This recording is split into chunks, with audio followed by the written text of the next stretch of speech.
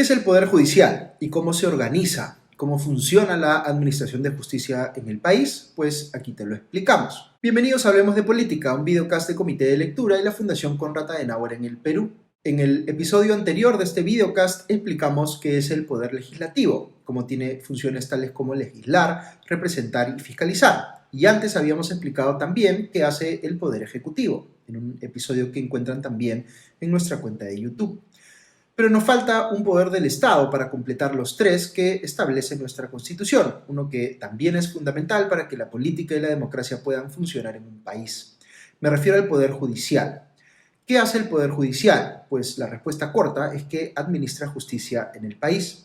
Pero esto hay que desentrañarlo un poco, porque no se trata de cualquier tipo de administración de justicia, como la que aplica, digamos, un árbitro en una competencia deportiva, sino que se administra a nombre del Estado, en el cumplimiento, digamos, de las normas que forman parte de nuestro sistema jurídico, pero también los actos privados, como los contratos que realizamos los ciudadanos al amparo de aquellas normas. Recordemos que en una democracia el Estado es el que tiene el monopolio del uso de la fuerza. No es que cualquier ciudadano pueda tomar a otro y encarcelarlo. Eso sería secuestro. El Estado sí puede hacerlo si es que ese ciudadano ha cometido efectivamente un delito. Pero no es algo que pueda hacer discrecionalmente el Poder Ejecutivo, por ejemplo, que tiene a su cargo la policía, sino que tiene que haber un proceso legal en el que se evalúe si la persona es culpable o no del delito que se le imputa. Y ese tipo de procesos legales ocurre primordialmente en el Poder Judicial. Les he puesto como ejemplo un caso penal que tiene que ver con la comisión de un delito, pero hay muchos otros tipos de procesos legales que se ven en el Poder Judicial y que están relacionados con otro tipo de temas. Por ejemplo, la repartición de una herencia, el divorcio de dos personas que estaban casadas, el cobro de una deuda que no se ha pagado, un reclamo porque el Estado ha exigido impuestos de más, etc. Para simplificar, podríamos decir que en el Poder Judicial se ven o bien situaciones donde hay un conflicto entre dos o más partes y un tercero, un juez en este caso, tiene que decidir quién tiene la razón, o bien situaciones en las cuales hay lo que se conoce como una incertidumbre jurídica, es decir, una duda sobre un tema legal que no está claro y se necesita que el Poder Judicial lo aclare en definitiva. Como los casos pueden ser muy distintos entre sí, el Poder Judicial se organiza en función de dos criterios, el primero de los cuales tiene que ver con esto último, que es el criterio de competencia. ¿Qué significa esto? En sencillo, que existen distintas especialidades en la administración de justicia. En línea con lo que les explicaba antes, existen jueces penales, jueces civiles, de familia, administrativos, laborales y constitucionales. Cada uno ve casos relacionados con su especialidad, porque se busca, como pasa en muchas otras profesiones, que el juez se vuelva un verdadero experto en la materia sobre la cual debe administrar justicia. Solo les menciono muy brevemente, como paréntesis, que en nuestro sistema político existen otras instituciones distintas al Poder Judicial que administran justicia en determinadas competencias. Por ejemplo, el Jurado Nacional de Elecciones y el Tribunal Constitucional administran justicia en asuntos electorales y constitucionales respectivamente y tienen la última palabra en determinados procesos legales, como la acción de inconstitucionalidad en el segundo caso. También existe la justicia arbitral, que normalmente se utiliza para temas comerciales, y la justicia militar, que aplica solo a los integrantes de las Fuerzas Armadas. Pero hay quienes piensan que esta ya no debería estar separada, sino integrada a la justicia civil. Esto que les acabo de explicar es el criterio de competencia, pero luego hay otro que deben conocer, que es el criterio de jurisdicción. ¿Qué implica este? Piensen en cómo el Poder Ejecutivo en el país está subdividido en niveles de gobierno. Existe el gobierno central, los gobiernos regionales, las municipalidades provinciales y las municipalidades distritales.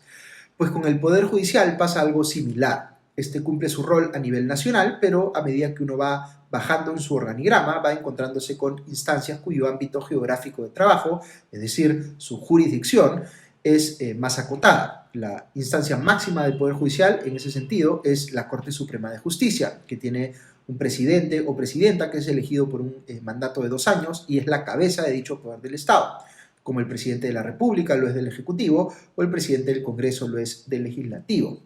La Corte Suprema está conformada por 9 salas supremas integradas por cada una por varios jueces. Estas se dividen según sus competencias. Hay 2 salas civiles, 3 salas penales y 4 constitucionales y sociales.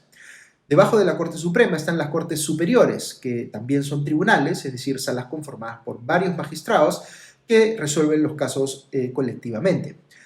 Aquí imagínense al territorio nacional dividido en 35 partes, con una corte superior en cada una de ellas, es decir, 35 cortes superiores en total. Debajo de las cortes superiores están los juzgados especializados o mixtos. Ahí sí hablamos de una sola persona, es decir, un juez por juzgado. Debajo de estos están los jueces de paz letrados y debajo de estos los jueces de paz no letrados, que administran justicia en primera instancia, pero no son formalmente parte del Poder Judicial. Ok, ahora debo explicarles un concepto bien importante para que se entienda mejor cómo funciona este organigrama que les acabo de explicar. Quizá hayan ustedes escuchado hablar del derecho al debido proceso. Este es un derecho importantísimo en toda democracia que en realidad comprende dentro de sí a varios derechos. Por ejemplo, el derecho a acceder al sistema de justicia, el derecho a que tu caso sea visto por un juez independiente e imparcial, el poder ejercer tu derecho de defensa y el derecho a la doble instancia. Me voy a detener un instante en este último, el derecho a la doble instancia. ¿Qué significa esto? Pues que si yo acudo al Poder Judicial para que administre justicia en un caso que me involucra, tengo la seguridad de que mi caso puede ser visto al menos en dos niveles distintos de ese organigrama que les acabo de describir. Dependiendo del tipo de caso que sea, este puede iniciar en distintos puntos de ese organigrama. Por ejemplo, si mi caso empieza con un juez de paz letrado y no estoy de acuerdo con la sentencia que éste emite, puedo apelarla y hacer que el caso pase a una instancia superior, a un juez especializado en este caso. Si mi caso empieza en un juzgado especializado, puedo apelar el fallo de primera instancia y buscar que una corte superior vea en segunda instancia mi caso. Lo mismo si pasa de una corte superior a la Corte Suprema. De hecho, hay casos que empiezan en la misma Corte Suprema. ¿Qué creen que pasa ahí? Pues inician en una sala de la Corte Suprema y su segunda instancia es otra sala de la misma Corte Suprema.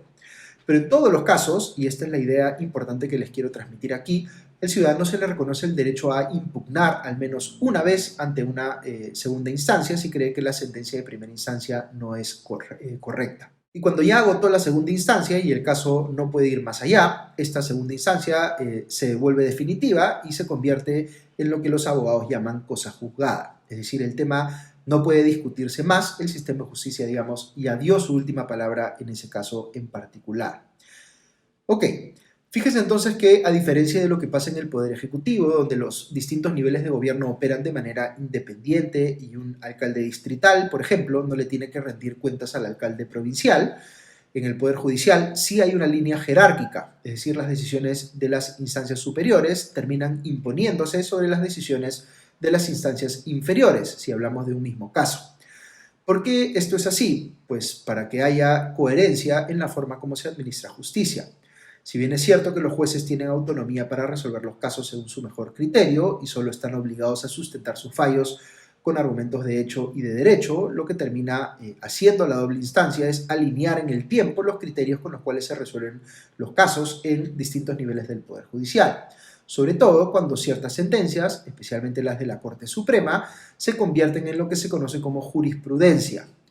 ¿Qué exactamente es jurisprudencia? Pues es un concepto complejo, pues aplica para cosas distintas, pero para entenderlo en sencillo, es cuando un juez, por ejemplo, decide o debe resolver un caso y encuentra que otro juez en una corte superior o en la misma Corte Suprema ha resuelto antes un caso muy parecido. Entonces, ese juez utiliza esa sentencia anterior como un precedente que sirve de guía respecto de cómo sentenciar en su caso. Estos precedentes, lo que hemos llamado jurisprudencia, son importantísimos porque le dan predictibilidad al sistema de justicia. ¿A qué me refiero? Pues digamos que yo quiero hacer algo, pero tengo dudas respecto de cómo interpretar las normas que regulan puntualmente esa actividad.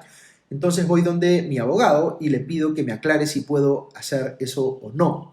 Ese abogado revisa en los expedientes judiciales si ha habido otro caso similar en el pasado y encuentra que ya existe una sentencia de la Corte Suprema que interpreta esa norma en el sentido de que sí está permitido eso que yo quiero hacer. Eso me da tranquilidad a mí de que si fuera a presentarse algún conflicto, ya sé pues cómo debería resolver el Poder Judicial mi caso, porque hay jurisprudencia al respecto. salvo que un nuevo juez o una nueva corte decida de forma argumentada apartarse de ese precedente, que es algo que también puede ocurrir, pero que debería ser algo excepcional. En fin, hay tantas cosas que comentar sobre la justicia que podríamos extender indefinidamente este episodio. Ojalá en el futuro podamos entrar más en detalle en algunos aspectos de esta discusión, que es fascinante, pero de momento esperamos que hayan comprendido un poco mejor cómo funciona el Poder Judicial en el Perú. Muchas gracias por acompañarnos en este episodio de Hablemos de Política, un videocast de Comité de Lectura en alianza con la Fundación Konrad Adenauer en el Perú. Si les ha parecido interesante esta información y quieren estar al tanto de nuestros siguientes episodios, suscríbanse a nuestro canal en YouTube, denle me gusta y compartir a este video de forma que podamos contribuir a que más peruanos hablemos de política. Que estén muy bien y ya nos escuchamos pronto. Adiós.